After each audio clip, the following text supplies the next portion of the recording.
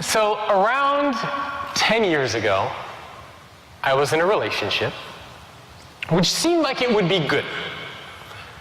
We both got along, we went on our first date, everything seemed like it was going fine.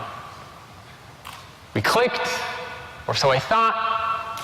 I felt like we knew each other well, and we spent a lot of time together. Right? I mean, like 5 days a week, we were spending a lot of time together. And a couple months into the relationship, I was cheated, lied to, betrayed. So naturally, I did what any rational person would do in that kind of a situation. And I decided it was time to end the relationship. And so I waited for the right time, I waited for the right moment, I plotted, I schemed, and finally, when the right opportunity came up, I handed in my resignation letter. Now, I was never a good student.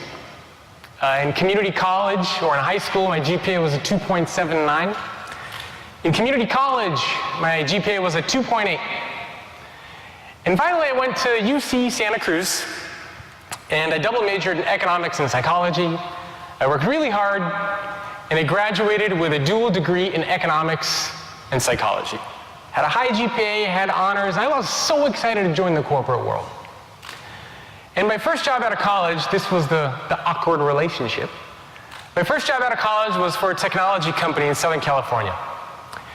And when I interviewed for this company, they told me that I would be traveling across the country, meeting with executives, meeting with entrepreneurs, doing all sorts of really amazing and cool stuff, having an impact, working with a sense of purpose. And so I took the job. And I was willing to forego my 3-hour daily commute. So an hour and a half to work, hour and a half back from work, 15 hours a week I spent driving. But I took the job because of the promises that were made. And so a couple months into that job, I'm doing data entry, cold calling, PowerPoint presentations.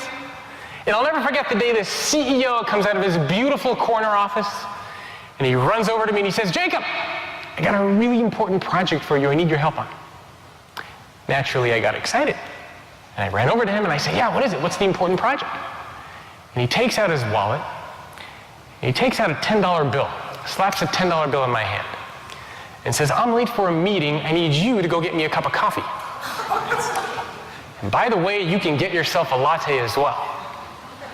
"Thank you, you're so generous." And immediately, what popped into my mind was, are you out of your damn mind? This is why I worked so hard in school, is to get you a cup of coffee? You idiot, get your own stupid cup of coffee. That's what I said on the inside. On the outside, I said, of course, I would love to get you that cup of coffee. Hope it burns your face off. And that was one of the last full-time jobs I've had working for anybody else around 10 years ago.